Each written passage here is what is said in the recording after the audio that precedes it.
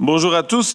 Okay, hello everybody, and thank you for having come in such great numbers, either in the room or online, because some people are following online too. So this is the first intergroup devoted to sustainable livestock. It's something we really need. We need a space to talk about the future of livestock.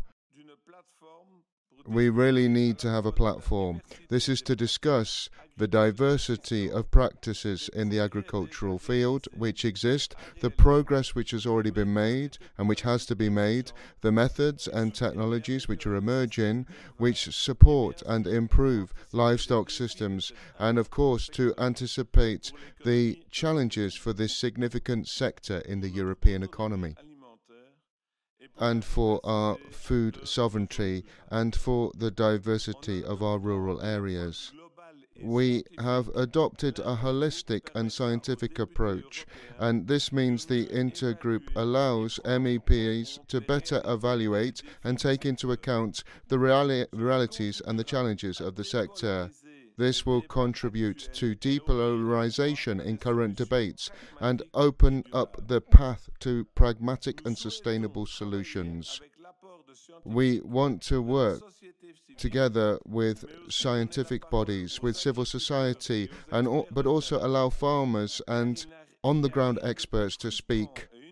There's nothing more frustrating if regulation isn't able to be applied because it's too far from the on-the-ground reality. That's what we're doing today.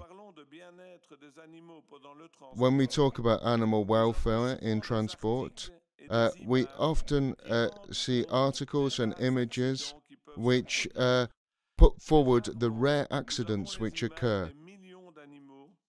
But we don't often have images of the millions of animals which are being transported every day across the European Union in excellent conditions.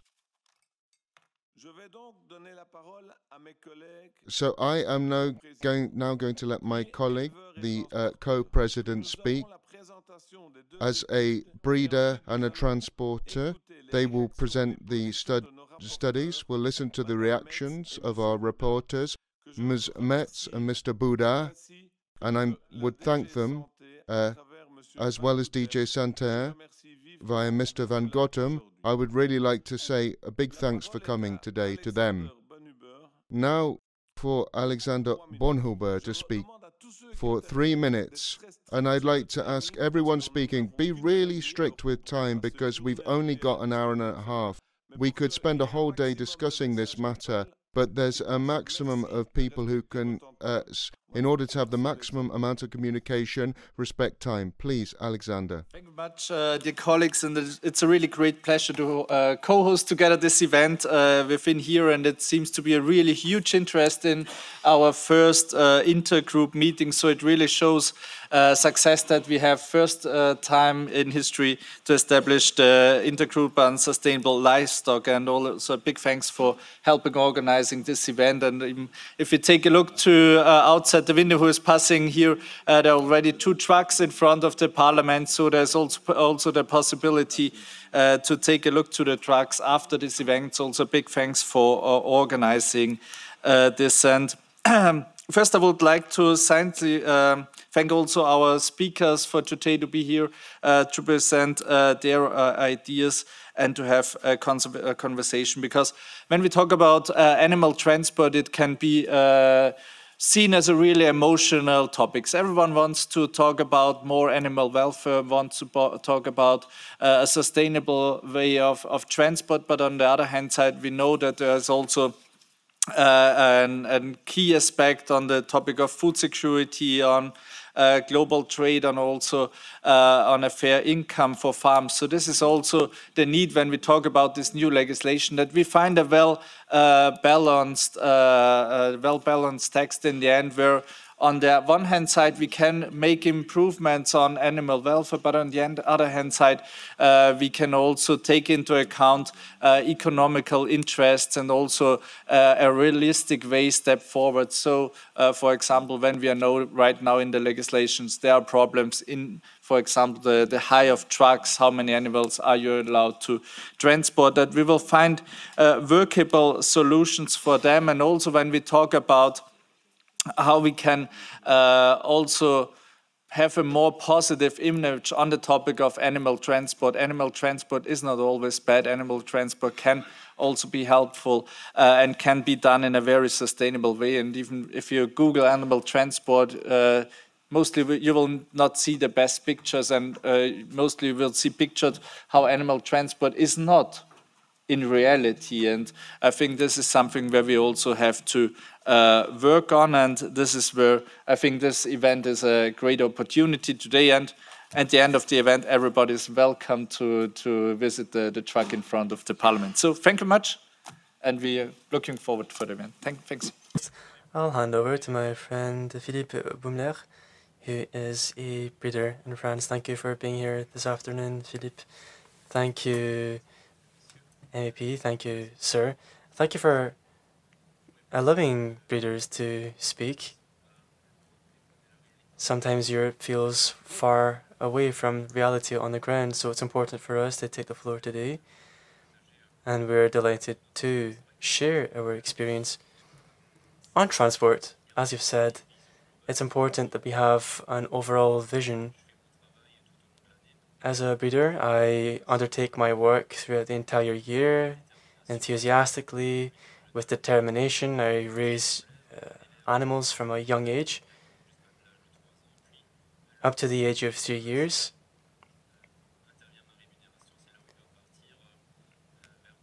And when the animal is sent to other horizons, whether to fattening facilities or other breeders or the grasslands, etc., that's relevant. So transport is very important for me, knowing where the animal is being transported to and how. So that's why we need a broad approach.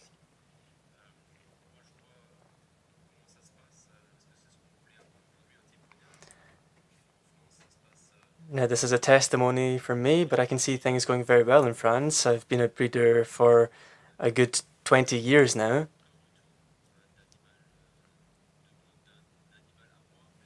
I've never heard of an animal of mine being injured or having an accident. A lot of things have been changing in recent years.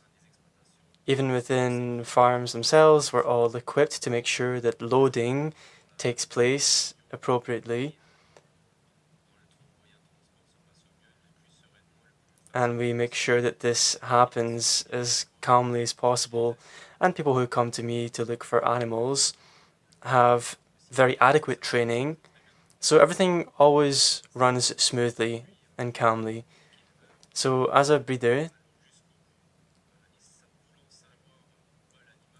we do our utmost to find out where the animal is headed to make sure it gets to where it's supposed to.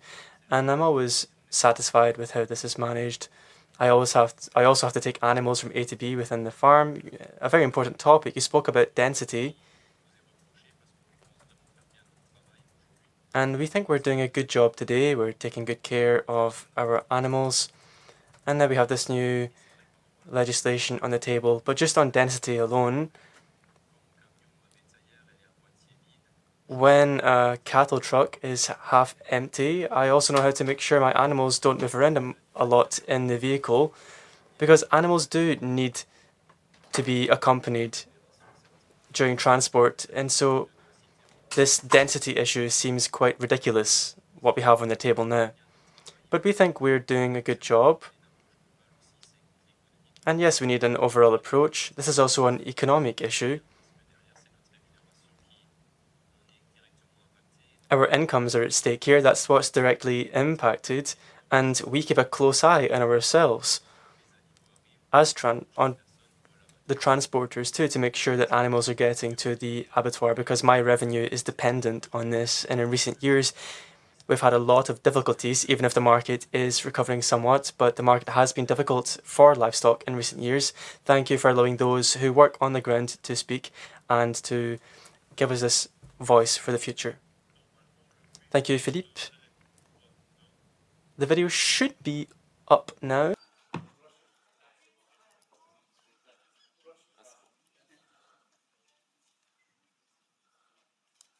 Est-ce que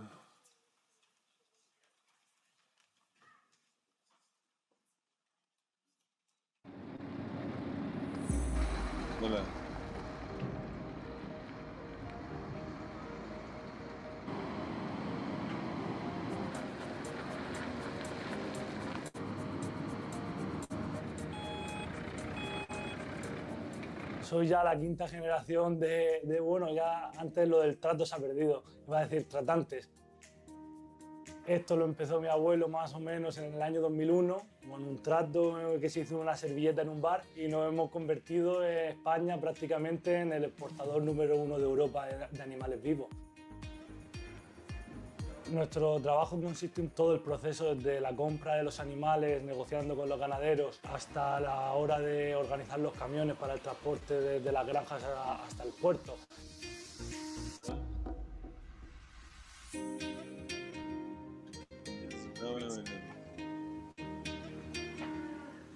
Nosotros preparamos los animales, los clasificamos por un peso y luego le cogemos los números.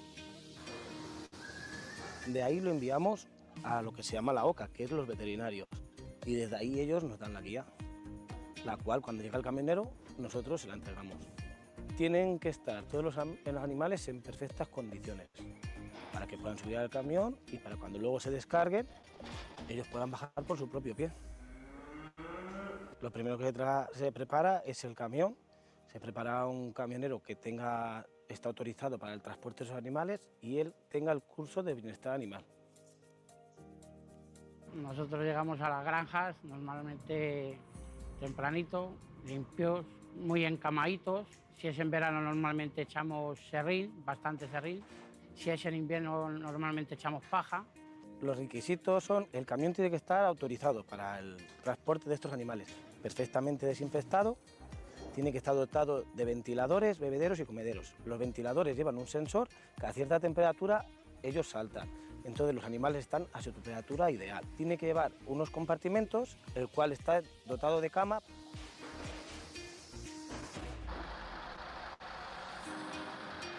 Empezamos a cargar tranquilamente, los animales ni se los toca. Si vemos que hace calor, pues bueno, los ponemos un poquito los termómetros, que ellos vengan a su aire, y normalmente los camiones ya vienen muy preparados con todo: termómetros, bebederos, chupetes, duchas. Tenemos ventiladores que cuando pasa de una temperatura alta e intentan meter todo el aire que puedan para que los animales vengan por confortables. Traemos de todo para que ellos vengan como si estuvieran, vamos, en un colchoncito.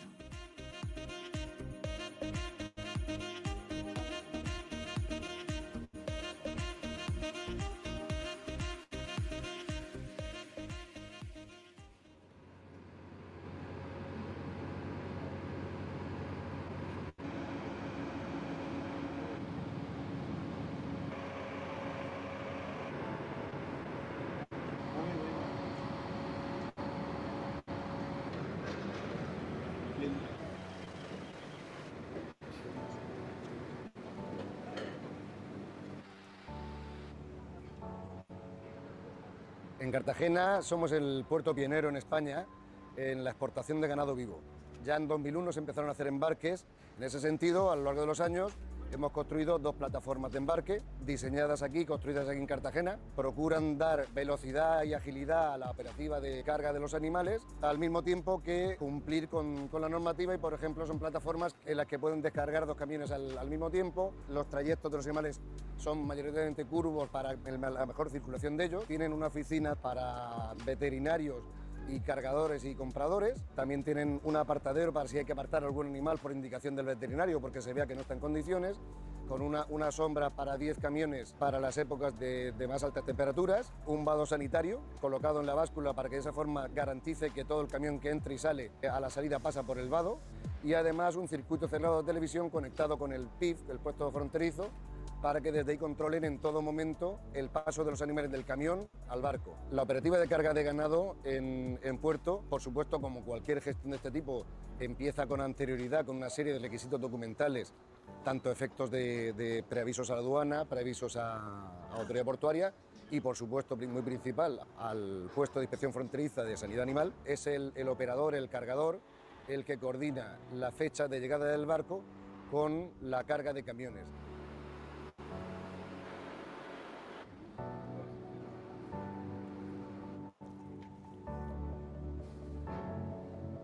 A la llegada del barco, primero pasa la inspección de sanidad animal para comprobar que viene en el estado que se le exige de limpieza, desinfección y que los sistemas fundamentales están funcionando. Una vez que está colocada la cama de los animales, el barco está listo para recibir la carga, que normalmente suele ser al día siguiente a primera hora de la mañana. Los camiones van llegando con sus documentaciones, la inspección del PIF va inspeccionando físicamente camiones, documentalmente también todo lo que traen, y entonces hacer ya el paso del camión al barco.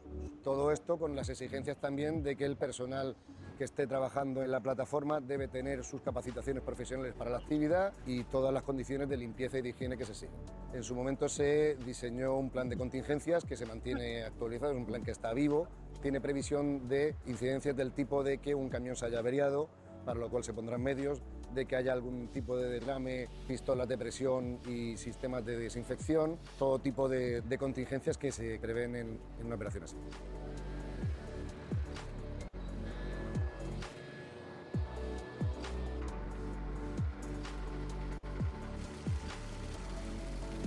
Una vez que está a bordo es cuando está en las mejores condiciones posibles, ya que tiene una gran ventilación, tiene espacio, tiene bebederos automáticos, tiene la situación más parecida a una granja en tierra, pero a bordo de un barco. Una preocupación principal ha sido el mejorar en las instalaciones y en el cumplimiento de la normativa de la Unión Europea.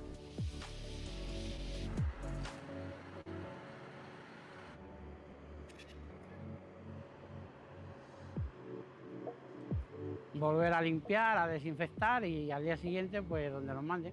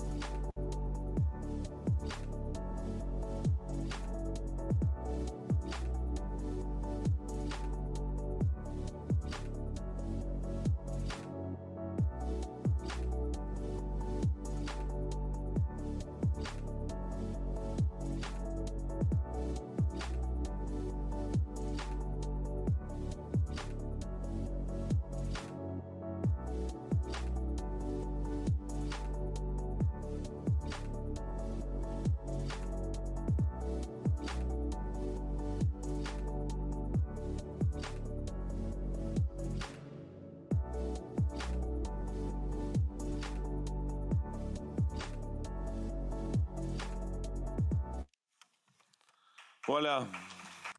There we are. Yes, thank you once again to Aprovac for giving us this super video.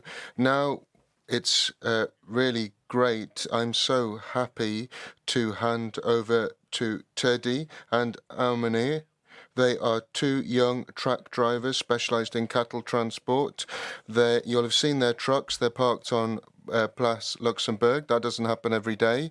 And thank you for allowing us the chance to visit these trucks after the event. There's a video which will be directly commented upon. Hello, everybody. And thank you for letting me speak. So in the video, you will see me and I involved in transnational and international transport.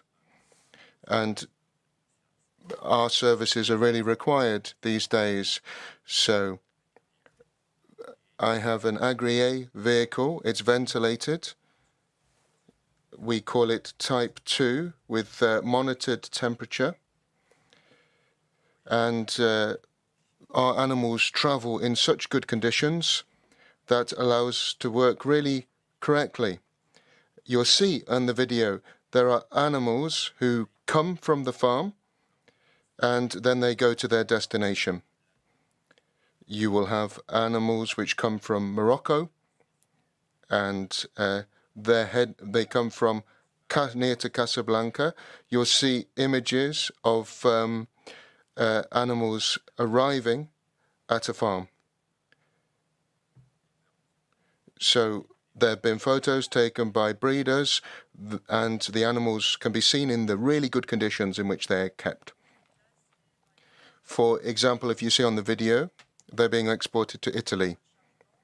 They're being loaded. You'll see that. And the animals,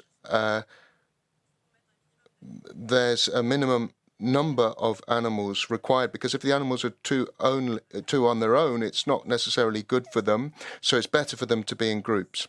And here we can see there's a customer who's got ewes being transported. So you can't have 2 sheep by 2 sheep. They need to be together. And in terms of type 2, my companion said this, it's for international export, whether in Europe or into outside the wider world. There are vets monitoring this, and there is GPS. So it's checked. Our work is monitored. We check that we're respecting everything. These are things which are expected. They're not being changed, and they're doing really well because all the drivers are doing everything. And across the journey, then we have to respect timing, for example, taking breaks. And the vehicles are set out with drinking troughs and everything required. So today, the animal has everything it needs in the vehicle. So there's 2 basins, big basins, and in fact, these pipes offer more than required. You'll see a little bit more in this video about the transportation from Morocco. It's very clean. There's lots of straw, a ton of straw, and clean bedding. And there are vets supporting the animals. So today, we can give them food to eat. We can give them water to drink. We are paying attention to transport. And so if there are concerns, emergency cases when we're traveling in our truck, we've in all European countries, there are centers where contingency plans can be implemented for animals in cases of emergency. But if, for example, we're held up on the road, we can go to a center, agricultural centers, and we can be received by vets, and the animals can be unloaded. You see that on the video? It's a center which is approved. There's goodwill towards the animal and adequate food. And after the break, when we arrive in Greece, animals arrive in really, really good conditions. There's no sign of injury. We are transporting to Bari in Italy, for example. We are seeing the animals. So when they're being transported with straw, they've got enough to eat. The level of stocking density is well respected. There's no concerns there. So, and when we're on the boat, because sometimes we have to go across the ocean, the animals can sleep. They've got bedding. They're clean. Animals eat freely, and they're fine. And there's access for them, and also access so that they can eat properly. So, in addition, there are drinking troughs which are available. The water is in good condition and changed regularly. There's sun. It's sunny. There's not animals which are thirsty, which you can see in certain videos. We're concerned with them in feeding them, and we spend time with them because for us, we're also passionate about this profession as transporters. We're passionate about transporting animals in good conditions. So outside of Europe, there are countries, they come and buy our animals. We are producers, and we need to make use of that market. So if not, they don't have meat. What we're putting forward, we're saying afterwards, come and see our trucks, because we've got no shame about showing our trucks. So we're proud of what we're doing today. For us, we're doing it really well. There's no concerns. We're monitored. Today, when the checks on the roads are almost permanent. So I think at the moment we're doing our work really well. So a few things might need to be changed, but there can be improvements made, of course. But of course, we have vehicles which are suited for this. We have the correct training. We are competent. People are well trained. And we are breeders, as has been said. We're happy to see transport when it goes well, because that creates a mood of confidence. If we're here today, it's because things are going well. Otherwise, we wouldn't be able to do our work. The conditions are feasible to work in.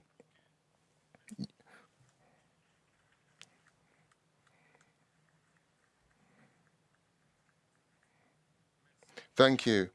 Thank you, Teddy Armani. I think that it's extraordinary to have witnessing like this in the institutions when sometimes we're a little bit in a bubble. Thank you very much. So the second part of our event, this is dedicated to impact studies. Because when we think about regulation, we all need to take into account impact studies. There's a lot of them. But due to time limits, we've chosen to present two, one about maritime transport and the other about economic impact. I would ask Laurent Tromelet from CIFA to present a study which has been carried out working together with l'INRAE. Laurent, you have 10 minutes. Bonjour. Good afternoon. I'm Laurent Tromelet, and I work at the Port of Sète. We transported thousands of bovines to different countries, Lebanon, Turkey, Tunisia, Morocco, and also Algeria most recently.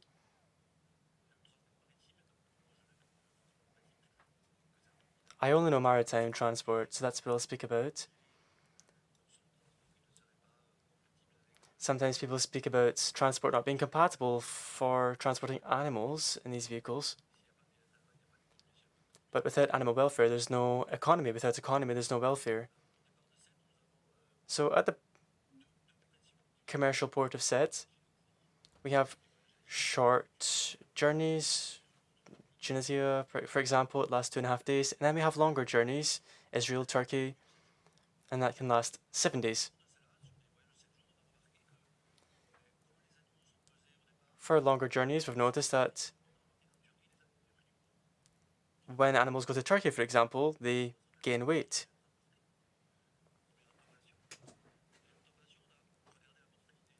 We've also looked at the mortality rate.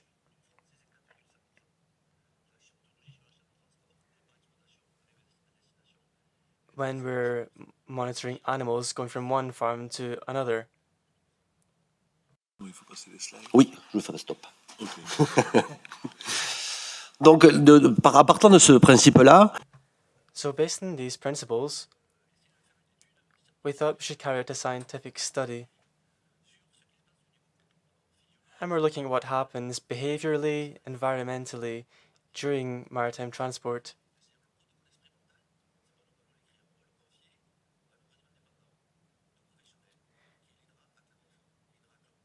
So we had professionals do this here at Clermont-Ferrand.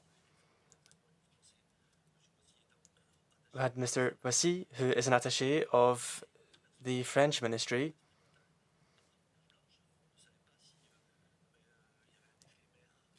And we didn't know if some journey durations were less pleasant for animals or not. So we looked at 7 journeys during summertime, during wintertime, across short journeys, longer journeys. And we also took measurements. And there's 3 main parameters. We'll look at the first.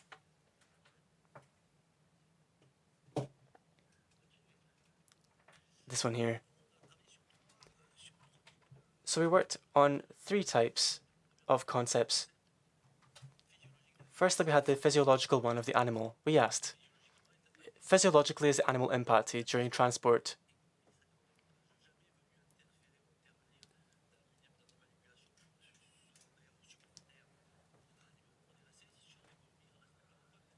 So we just looked at the economic aspect here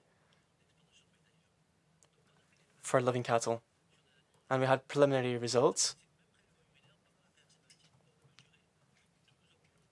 And we also measured 2 hormones related to stress, cortisol, for example. We carried out comparisons on the farm and in the sea. And then we compared animal behaviors among bovines. It wasn't very complicated. We looked at the management for this, the time they spend sleeping, the time they spend standing up, and also took urine samples. Animals with a good bedding material will lie down more rapidly, and the inverse is also true.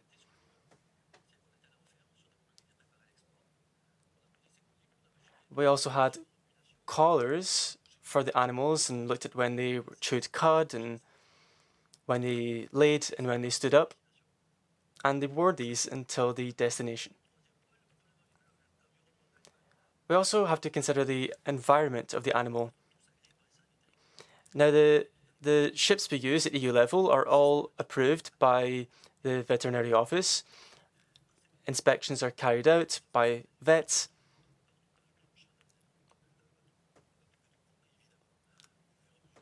So the interior of these boats are cleaned as appropriate.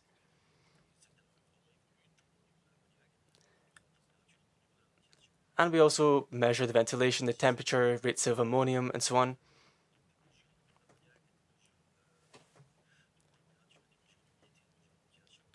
We look at the humidity as well, and all this evolves. Cortisol. I'm full of cortisol now because I'm in front of you, but it won't make me sick. I'm not sick. I assure you, I'm not sick. But when the animal enters the truck and leaves the truck and goes into the ship, there's cortisol because of stress. And the levels present within these animals is identical to those on farm. So they're the 2 main stress hormones for animals, and they're not impacted by maritime transport. That's the first point. Then we have these connected collars. I don't know if we have the sizes here displayed on screen. Anyway, we have references here for the time during which animals chew. And we can see that these times don't change during the transport. If we compare it to road transport, the time during which animals chew is the same.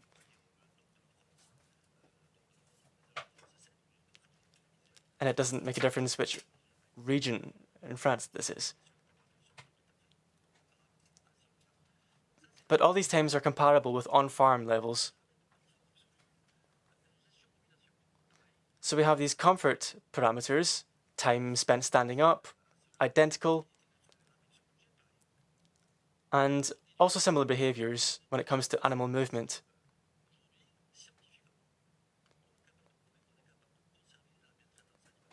So we have to show, or demonstrate rather, that we're capable of conserving animal welfare during transport today. The last point is the environment. And we have to look at how the environment changes during maritime transport.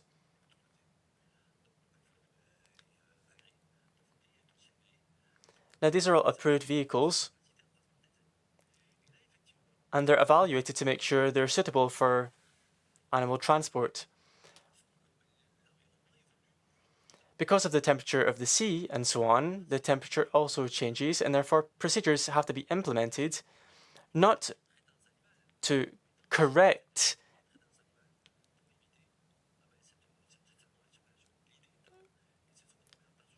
but just to ensure a healthy environment for animals.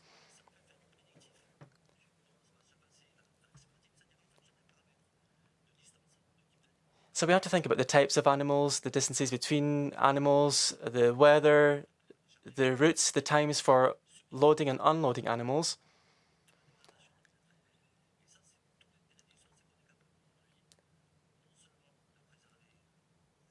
So today, we're not only capable of keeping animals in good health from the starting point until the destination, but also anticipating various challenges that can happen on the way.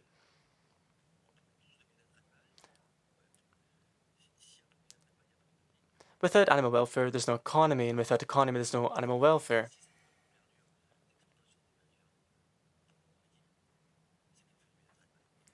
But if we're still transporting living cattle via maritime routes today, then it means we're doing this properly. I'd like to thank you for listening to me. This will be published, but it's being reread.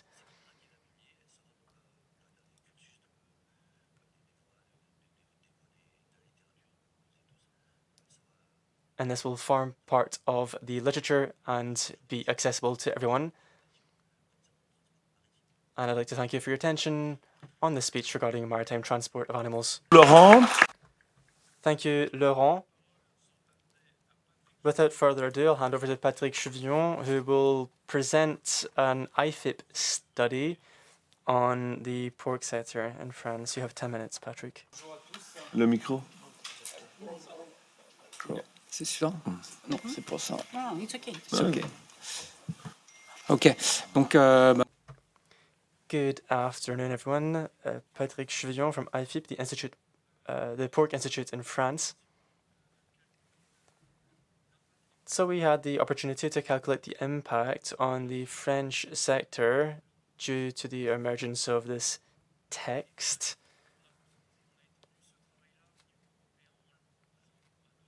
And we also proposed that other countries who produce pork to do similarly. And we've seen enthusiasm from many countries producing pork with similar economic calculation methods to also contribute their data. And this will allow us to have an overall approach regarding the economic impact. And this is what I'm going to present to you today. So let's get straight to it. Oh, we're going too fast there.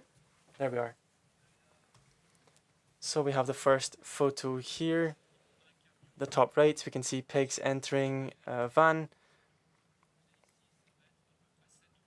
And this would be around €7 per pig extra based on the regulation. We have around 250 million pigs in Europe. So this is around 8 cents per kilogram of carcass. So that's a 5% increase in cost. It's around €1.08 now. And for the consumer, this will be 8 cents, and it'll be passed along. We can see that we have pork chops here in the third photo, and we also have salting facilities to cure the meat. So this will constitute 30 cents more for the family budget for pork. If we multiply this by a factor of 7, we get to a figure of 55 cents. So a family of around 4 people on average in Europe, we consume around 25 kilos of pork and carcass weight. If you eat more processed products, then the bill will be heftier at the end of the year.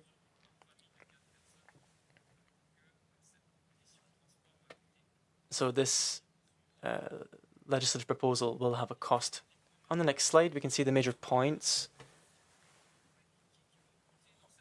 which are going to incur further costs in this legislation. The first here has to do with the mandatory vet control before the loading heading towards abattoirs. There's a guide regarding good practices which exists, and we have transporters who are also responsible for loading these trucks.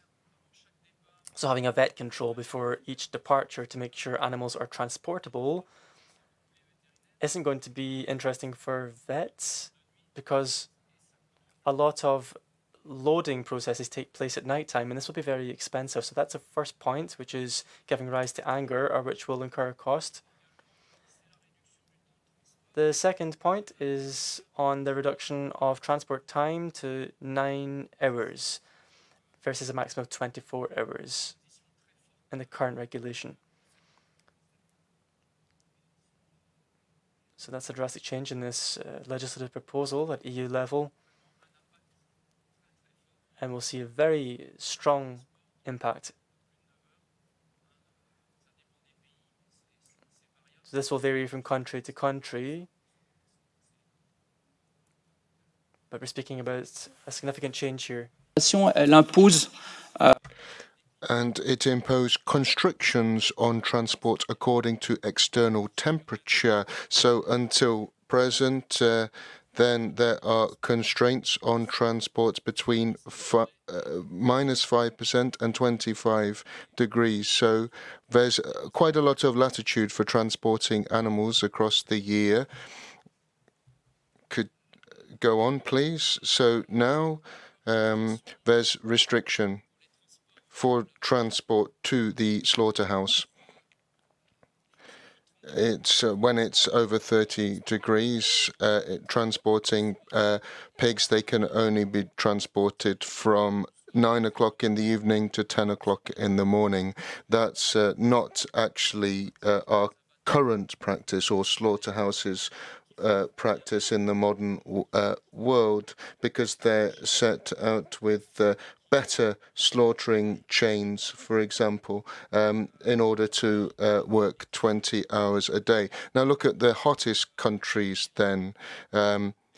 If they want to transport pigs on the evening until 10 o'clock in the morning, they won't then be able to make full use of that. We've got millions of pigs in Europe. It's impossible. Imagine Spain, Italy, Portugal, and even France.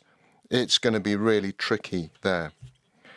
Now, other points which might, can we show on the next slide? You went too quick. Once again. Another point. This is about density. There's a proposal here. It's going to be the same for all species. It doesn't matter whether it's pigs or cows. And there's a new Commission proposal. It's not really adapted today. So at the moment, there's a weight in terms of kilos, which has to be respected, 235 kilograms per meter square. That's the current state of affairs. So that's the equation now. And if that would create problems. Also, there's the limiting duration of transport. That might create problems. We've got lots of breeding animals, not animals which are going to be slaughtered. They might be using for genetic purposes. And they can only be transported. They need a minimum resting period of 24 hours, and that might create issues for breeding animals. And the last point, this is about a mandatory 24-hour resting period after 20 hours of transport. That's not a change. It's the same proposal which has been made before, to stop for 24 hours after 20 hours of transport. That would be a problem. Next slide. So finally then, here you can see the different impact of this. The biggest cost would be veterinary costs. That would be a big cost. And then the next big point would be the Burgundy one. That's about limiting the duration of transport for less than 9 hours. And of course, in the big countries, there's long transports, and it won't be easy to do this. We're talking about 5 million there. Let me give you the example of Spain, Germany, about 1 million pigs there every year going to the slaughterhouse. And if we look at sows, there's transports. If it has to be less than 9 hours, we'll have to remake slaughterhouses. In this pie chart, another point, about 25% of this will be density. Density will be costly for us because we'll have many fewer animals in the trucks. Trucks have drivers. It's a vocation. We need to find them. We need to find good drivers. That's not an easy thing. And then the fourth point, that it's a little bit smaller as a slice of the pie chart. That's the regulation of temperature.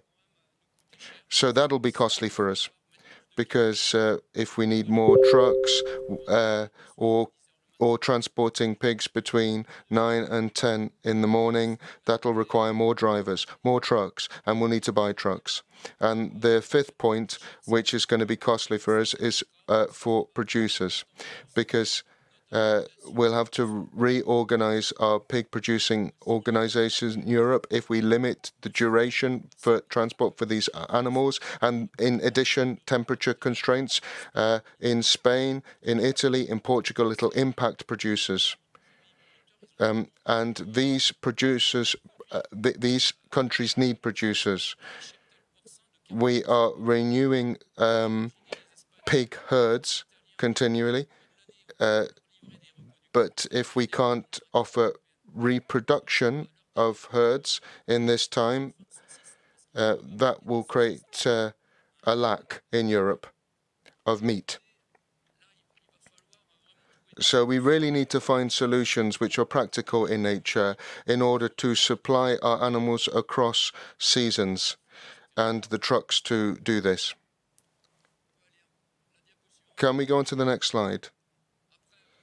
And you can see on the slide, this is pigs slaughtered by country and the total extra transport cost, the impact of this new regulation. The most affected would be Germany, Spain, and Denmark. These are the leading countries in pig production and pork production in Europe. So, next slide. This is density. We're not talking about 20% more surface. The proposal, we don't have regulation at the moment, but what we're talking about at the moment is 54% more surface. Or if you had 7 little piglets in a truck, there will be more space needed. It'll be dangerous for them. And for piglets over 30 kilograms, it's even worse, 65% more surface. And for the fattening pigs of 120 kilograms, 33% more surface. So there's 1,500 trucks at a CE level. So that's in Italy. They are more productive in terms of trucks. But can you imagine the amount of work which will be needed to create more trucks? Next slide. And when we're talking about slaughterhouses, I've looked at the number of slaughterhouses which will needed to be created. The most impacted countries will be Spain, Germany, France. We will also lose slaughterhouses.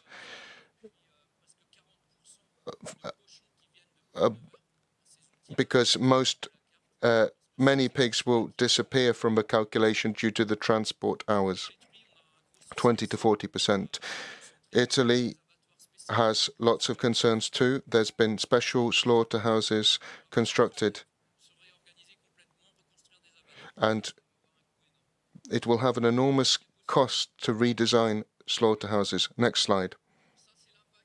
And that's the impact of the maximum temperature limit. Look at that in orange. I took the example of Italy. It could be Spain or Portugal. Transport will become very, very complicated. And Spain, that's 60% of slaughterhouses which work 20 hours a day and are high performing. And they're top in terms of animal welfare, ventilation, and so on. And also productivity. I will conclude because, in fact, the study will be at your disposal. It's already printed. You can conclude, Patrick. Yes, so the conclusion, it will cost money. And finally, I think that we will lose production simply because we can't supply our producers because of EU regulation in terms of slaughterhouses and breeding. Producers won't be allowed to renew 40% of their herds every year, particularly in Italy. And in the final analysis, we risk importing meat. It will be impactful. We're risking losing pork production, clearly, and a loss of pork self-sufficiency. Comme je viens de le dire. So, thank you very much. As you've seen, it will be available to us and for anybody interested. So we're now coming to the third part of our meeting, and this is dedicated to an exchange of views. Thank you very much to the rapporteurs for coming, and also DJ Sante. So we will have a discussion in the room. First of all, I would like to ask the reporters to react to what they've heard during this hour. Ms. Tillemets, the colleague from Luxembourg, please, you have 10 minutes to speak. And I will be strict. C'est très bien. Bonjour tout. Thank you. Hello, everybody. I'm really, really happy. So I'm now going to switch into English. I've only heard French, but I could do it in French, but 10 minutes. I don't want to tarry. So the presentation which I saw and the trucks, you presented that. It's exactly that which would be good if all the trucks were like that. It's just we're working on new rules, but we can discuss this later. We want a level playing field, the same standards for everybody, not just people like you who invest in high-quality trucks and others don't. So we need clearer rules, which are better checked. But, I nod my head to your trucks.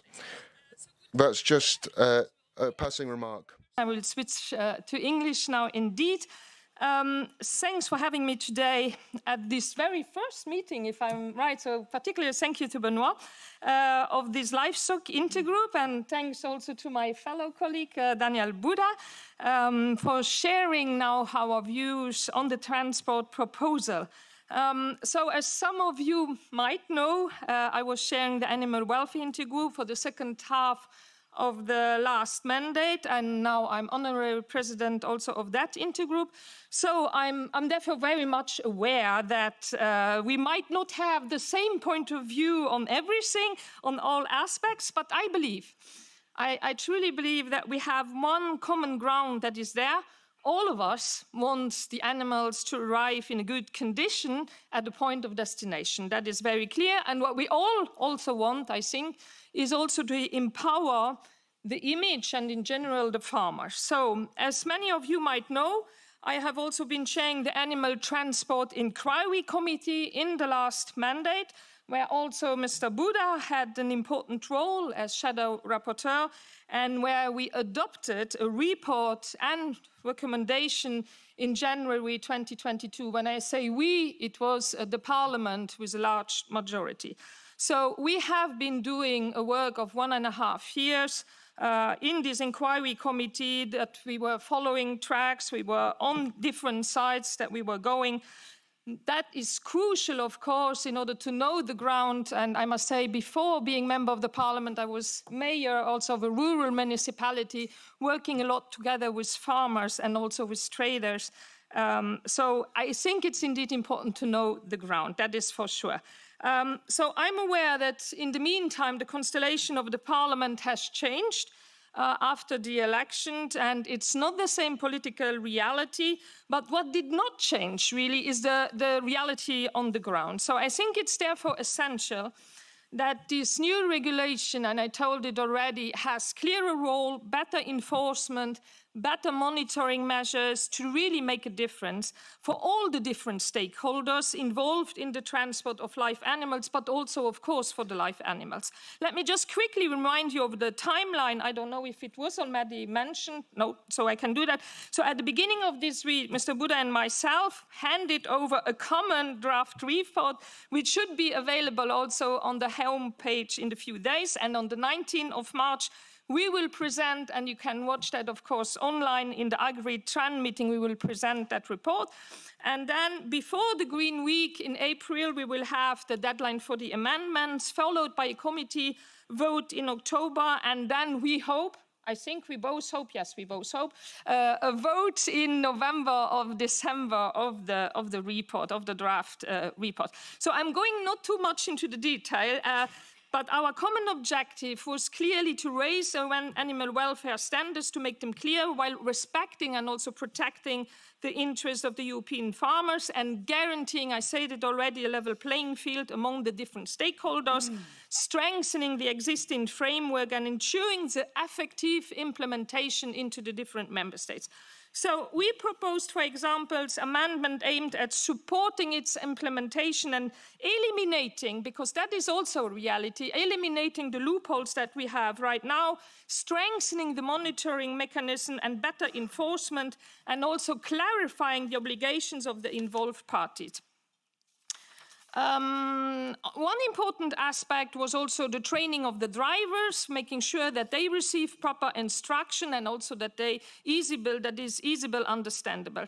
A lot of other topic issues, we know that we need further discussion for this on transport time, on temperature, on space requirement, on unweaned calves, on vulnerable animals, etc. I don't go into the details right now, but let me just, I don't know where I am with my time, let me just pick up a few of those subjects because I think that will interest you for the discussion also that we will have. So one of the examples I wanted to tell was the space allowances. So you all take the tram, I'm sure you do, and if there is a crowded tram and you cannot equilibrate yourself a minimum, you will fall and you will hurt yourself. And I was very happy because there was the comparison made very often with humans, so I allow myself also to make the comparison with humans. We need a little bit of space to equilibrate, to find a certain balance when you go into the curves, but not only then. So it's really to avoid injured animal and improving animal welfare. And also, yes, it was said several times, to reduce losses from an economic sense and higher quality of livestock in delivery. The increased CO2 emission, that is something that is brought upon, and it was also showed right now, that the increased space allowances and the approach to managing journey time would indeed, and that are neutral studies. I must say the studies that we see right now, if the Institute of Pork is doing a study, it might not be 100% neutral, let me allow to say that. So what was analyzed is really that the impact on the transport is really negligible. It's impact, if any. Right now, the current situation, we know that the transport and the slaughtering together take 2.8% of the whole CO2 emissions of the whole supply chain. So it already now the transport is a minimum impact on CO2 emission.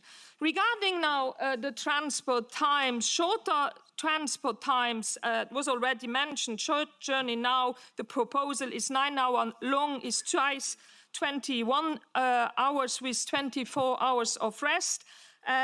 So that is what we have right now. Sea transport, for the moment, there is no limit at all regarding sea transport on the time, because the time spent on vessel is not included in the transport right now, knowing that it is a stress factor for the animals. Because also, I'm very happy to see the pictures that we saw from the port of Suez. That is not, I mean, I go very soon, I will go again on the ground, and I never saw the pictures like that. I saw one track like you have, and if all was like that, indeed, we would have already a lot of improvement, that is for sure. But just to give an example, from Ireland to France, it can last around 18 hours. And this, although feeding and watering systems on ships are quite unreliable, those that I saw and the studies that we saw, because it's not only NGOs or animal welfare NGOs that did studies, it's also the European Court of Auditors, it's also the Commission itself that make analyses and go on the ground. So not that you think it's only the animal welfare people that are there. There are some that are on the ground every day, now that we are speaking, really following. But I don't go into the detail of temperatures, but if you, of course, ready to discuss everything, and then coming to the export of live animals to third countries, what we promote is really the export of meat and carcasses. That is not in the proposal right now. That is something that we think should be promoted. Yes, you said it, I think his name was Philippe. Yes, we need more slaughterhouses again. We need the added value produced in Europe again. Yes, that is clear. That would create jobs. That the added value would also valorize more the rural development. So yes, that is what we need to do in the future in order to limit live animals export out of the EU. And the young farmers I have been discussing with in Luxembourg, but not only in Luxembourg, they are all in favor of a ban of live transport outside the EU. Considering that other major Western economies like Australia, UK have already shifted to banning the export of live animals outside the EU, we think we can also then comply to meet the wishes of third country and recognize the clear environmental, and you can of course transport much more if you transport carcasses than live animals. So I try to be short because I think my time is running. I try to make to summarize a little bit.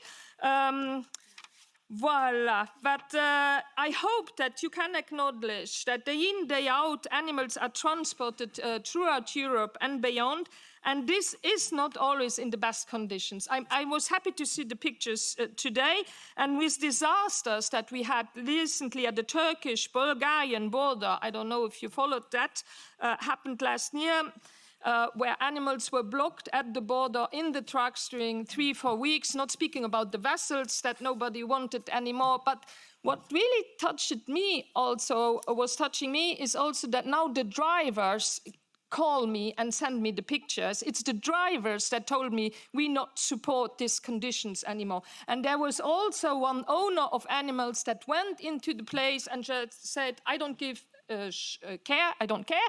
And he let the animals out, despite it was not confirmed, but also it's suffering not only for the animals, but also for the humans behind. So voila, I'm looking forward to any discussion with you. I'm happy to see also so many people, and I'm happy also that we will have also the voice of the Commission. But as I said, there were also studies there on that side. I think what we need is scientific evidence. What we need is clearer rules and better rules to protect the animals, but also the people around them that handle them. Thank you very much. Thank you for having me. Merci Tilly. Thank you, Tilly. It won't be surprising that I don't agree with everything you said, but that's part of discussion. That's why we're here. Mr. Buda is here, and 10 minutes you have to. Mulțumesc. Thank you, dear Benoit, Alexander, Maria. Hello, everyone. You put me in a spot, Benoit. because I'm wondering, what can I say to the previous speakers? They presented the industry. I'm looking to the young family that presented the truck. I can't add absolutely anything. I can't do anything to this truck. It is a perfect truck. I'm looking to our colleague in the blue t-shirt. He presented in detail the conditions in which animals are shipped by sea. I'm looking to my right. The representative of the pig industry took the floor. So what can I say to these people? What can I tell to the consumers that I represent here in the EP? I'm looking to my colleagues in France, and I really appreciate your invitation to attend the fair in Paris. I had a discussion of 2 hours that charged me emotionally. I am really involved in the breeding sector, in the livestock sector, and I realized where we are and where you are.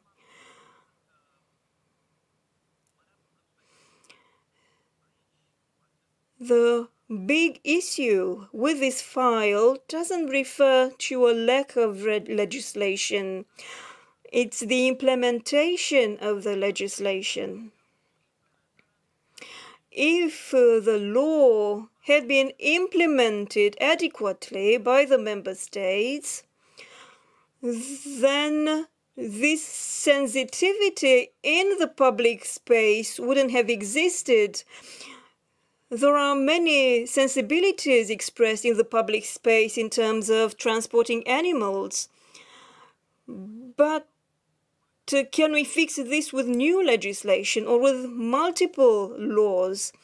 What does implementation of current legislation mean? Yes, we are working on this report. Now, I don't know whether you gamble. Anything is possible. The report can be rejected or it can be approved. I don't know how things will evolve. But one thing is clear. I want to thank all the farmers for your actions in favor of the European consumer.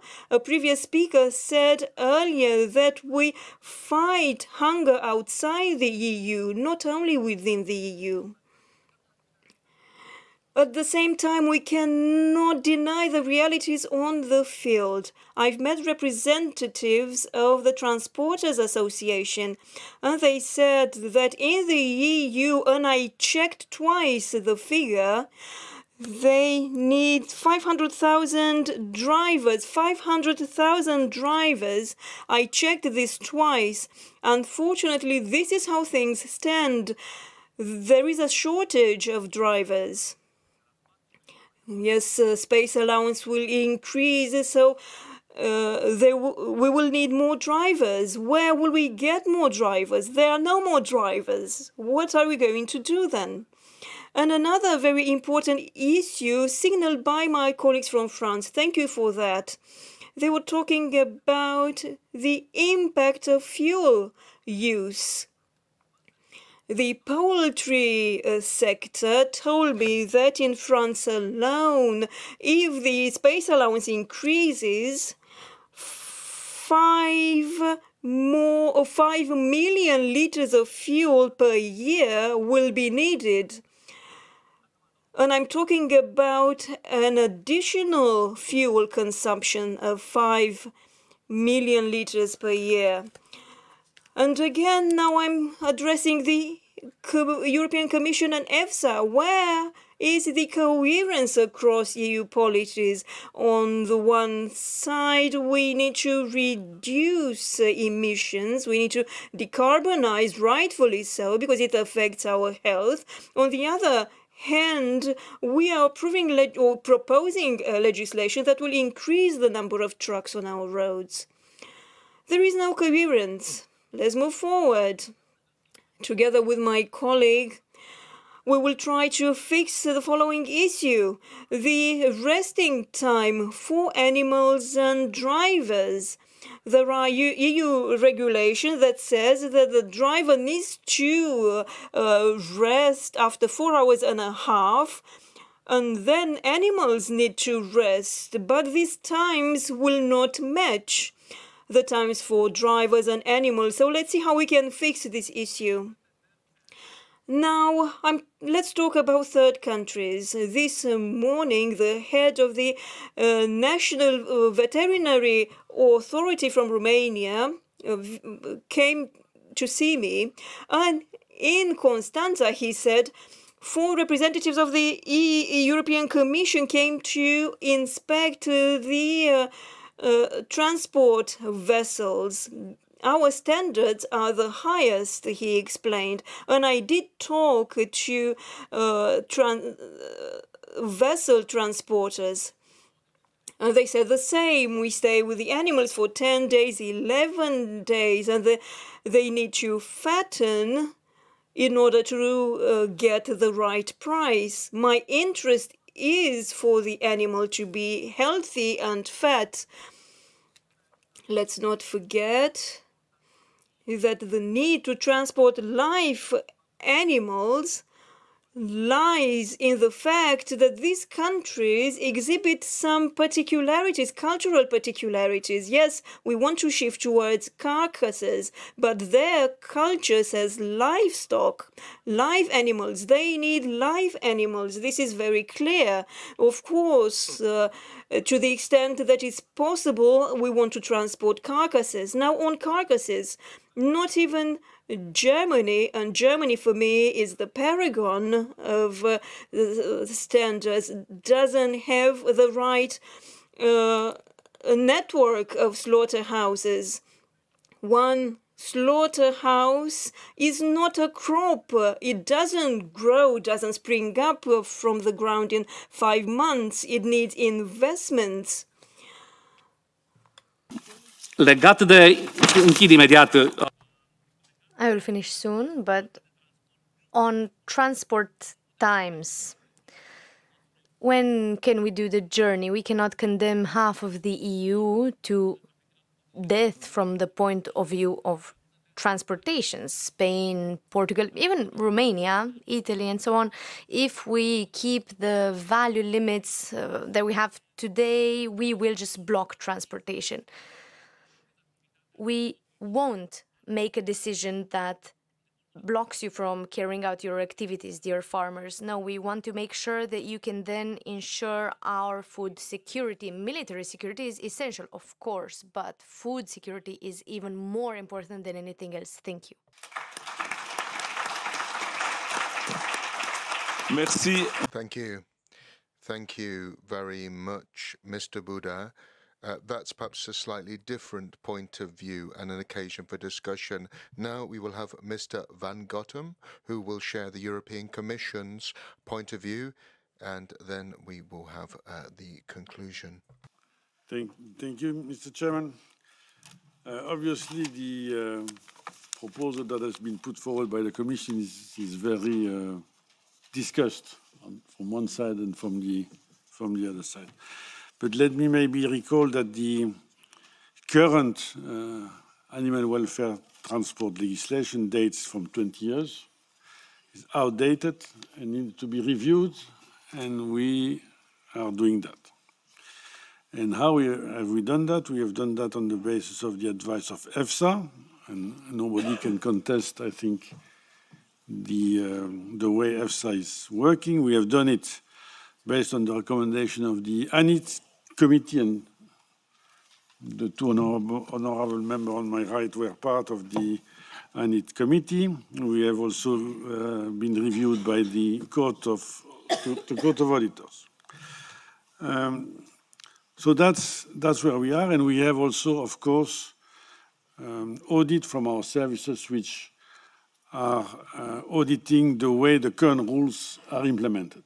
And I have to admit that they are sometimes not well implemented in some member states.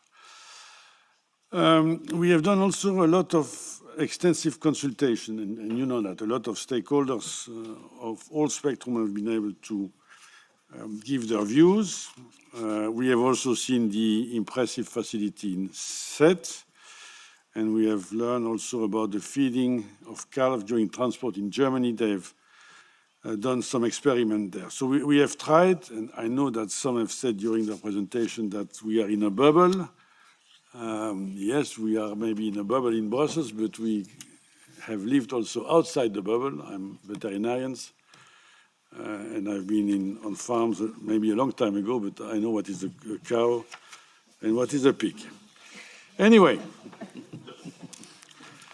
and those who know me know that I'm not joking when I say that. We've also worked closely with the Irish authority on the transport of unweaned calves by ferry, because that was mentioned also during the debate. And we have worked also on the unfortunate incident which happened during the summer at the Bulgarian-Turkish border. And I could say a lot on that, but I will restrain myself. So there are indeed many good best practices in the EU, and we have learned and we have seen on the video and the photo how we can export animals in good conditions and how they can be moved within the EU. I would like to come back to the IFIP study, the one which was presented on the screen. And you're right. You're right. I don't know if you're right, but at least the €7 that you mentioned of additional cost, which was mainly due to the presence of the veterinarians during loading and unloading, that has already been removed by the Council. I don't think it's a secret. So a big part of that cost is already here, is already gone, and I have, where have I put, here. So that was the major point, creating additional cost. Then the second most important point was the reduction to 9 hours. I should highlight that there are, even in our proposal, derogations which are foreseen for that, so that the concerned species can be transported to the nearest slaughterhouse. And we have had the example of the old sows, and I think all know that those sows need dedicated slaughterhouse, and sometimes they are further away than 9 hours, and that's the reason why the derogation is there. Then one important issue, which was also raised by a lot of you, was the requirement of equivalence at import and export.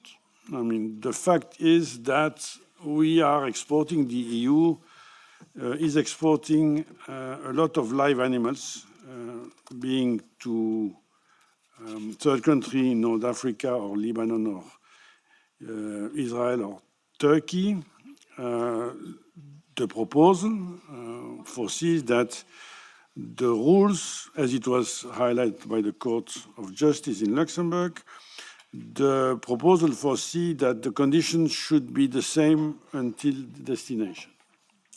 And I think that's quite important because we don't want to see anymore what we have seen in Turkey or at the Bulgarian-Turkish border, or we don't want to see what happened in the Mediterranean. I think it was in 2022 or 2023 where the Spanish or French boats were refused respectively by Turkey and by Morocco, if my memory is correct.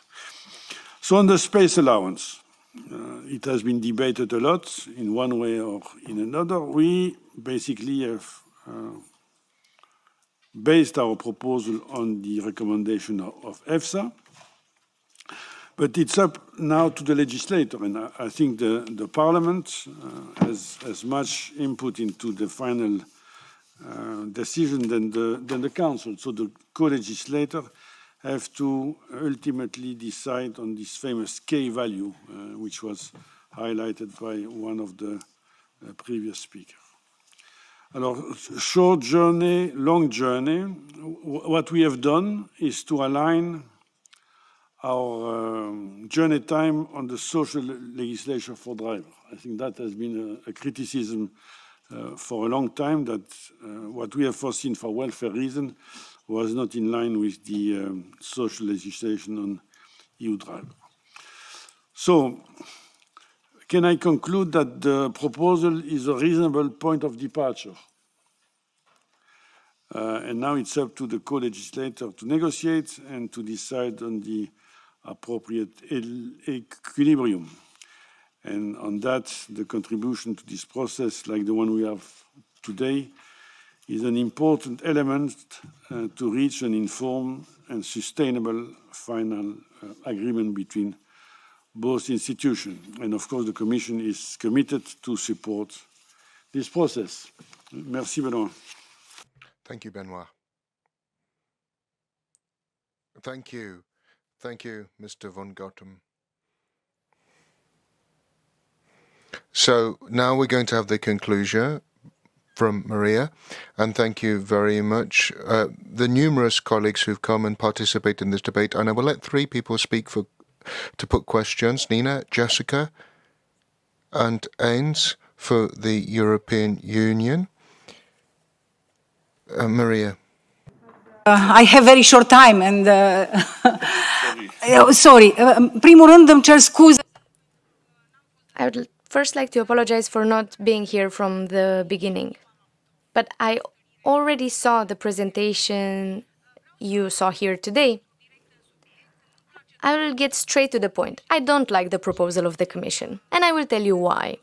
I hope I won't upset the Commission representative further.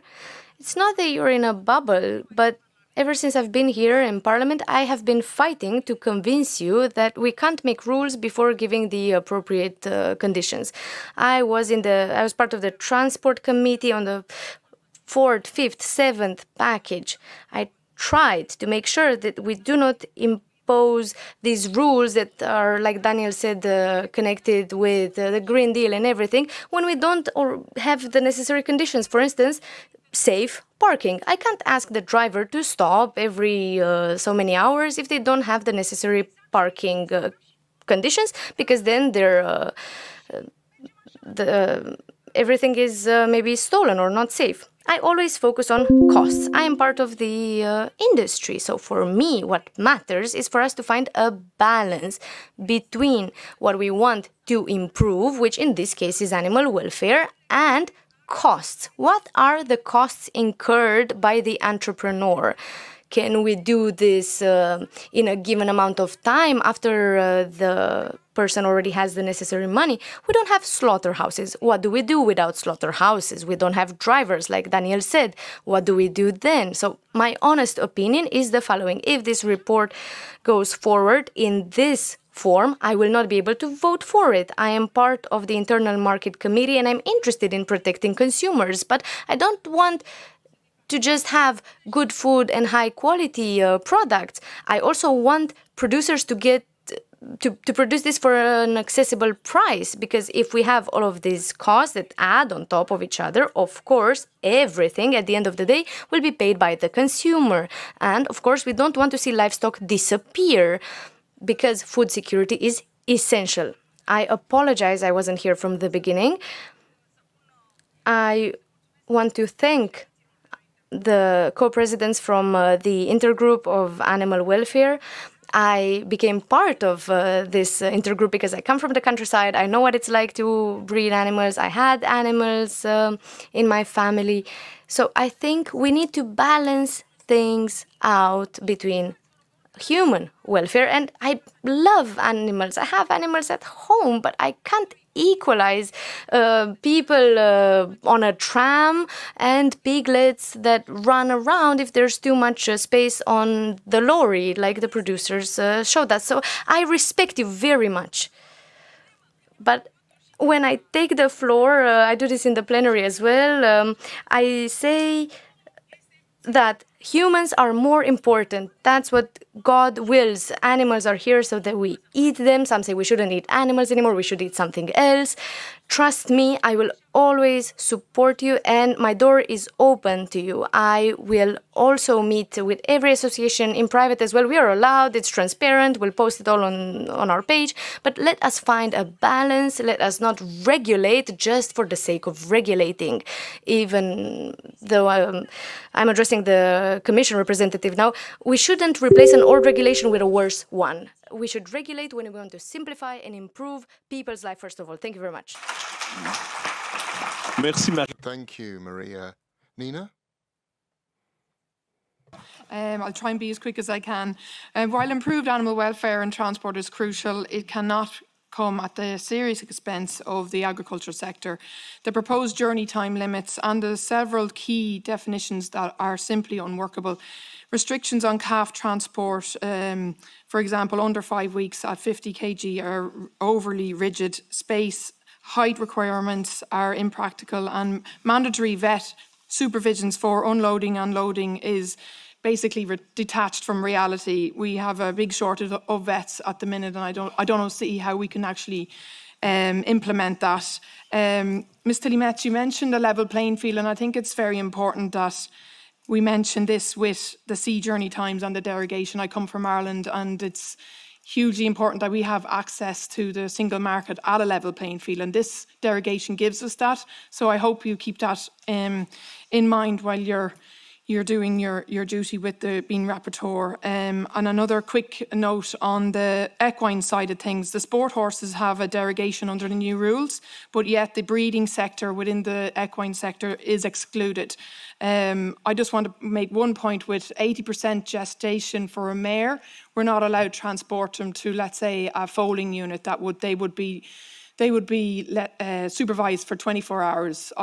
I'm a breeder myself. I don't have that expertise or have a foaling unit at home. I would need to transport my mare after 80 gestation, and I think it's important for animal welfare that I've let my mare have a natural birth, and let's say I don't have the expertise. I think it's something that we need to raise, and I think it's very important that we keep that under consideration. But I'd love to inform you more about that sector if you wanted to, but I just wanted to raise those two issues. Thank you. Jessica? Thank you very much, Benoit. Well, first of all, thank you very much for this initiative. I think we have heard very interesting perspectives. The focus of listening to people that are actually on the floor working with those animals every day makes complete sense. I really appreciate this. I learned new things today, which I very much appreciate. I'm not going to go into the content of the entire proposal because it will take too long, because I have too many comments. But I have one very big comment that we have not addressed today. This is the first time that aquatic animals are part of the proposal as well. And I think it's very important that we remove this, remove the aquatic animals from this proposal. It's impossible to make a one-size-fits-all approach, as the committee tries to do now, as the reality in member states is so different. And this is very nice what you can see in the report from the IFIP, that member states are affected differently by the different aspects of the proposal that is now in front of us. So there's really a tailor-made approach necessary for the different member states. But my basic point, and I think that's the most important one, and I've raised that before in different committees as well, is enforcement. We can think the world of fantastic ideas how we want to improve animal welfare, but we're not even able to enforce what we currently have on the table. And then the argument I get, because it's not clear enough, that's why you cannot enforce it. That's completely ridiculous. We have very clear rules that are workable, but they're not enforced. So if we really care about animal welfare, let's enforce what we have today instead of piling up a lot of extra burden on top of the industry and the cost that it brings with it and the feasibility. Let's really work on what we have instead of trying to make a complete new complex reality, because it's not going to help animal welfare. Thank you.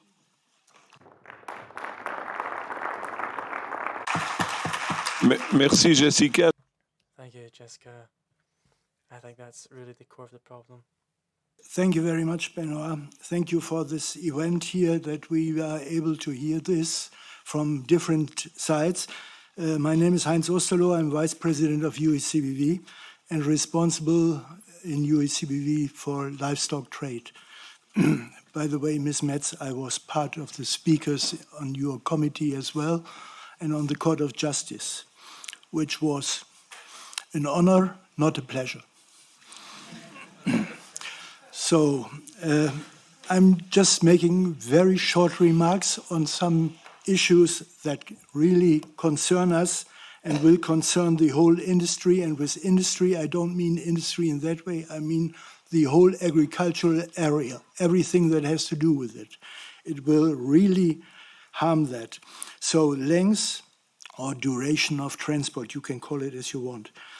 In my opinion, and I think in the opinion of a lot of scientists, the duration of transport has never been the real problem if it's carried out correctly, and that's the main part.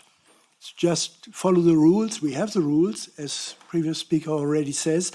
It just has to be followed strictly and really take care of it. Another point I want to mention is temperature. We have a temperature window which is valid from Sicily and Andalusia to Finland, which is ridiculous. That's such a mess. How can you compare an animal that is raised in higher temperatures with an animal which is coming, for example, from Finland and has complete different areas of temperature? Another thing is density. It's a very crucial thing. If you give too much space to animals, you will have a lot of animals which will be hurt seriously, because they will fall around on the truck in the first little corner that you have to do, and you have, like shooting bullets through the truck. That's not worth it. That cannot be the real approach of the Commission. The height, the next part. Too much space above the animals will make them to hump each other, which is a very normal behavior. It's not a behavior that is coming from stress. It's a normal behavior that is in their genetics. So that doesn't help at all as well. Another point is the cost for transport will rise significantly.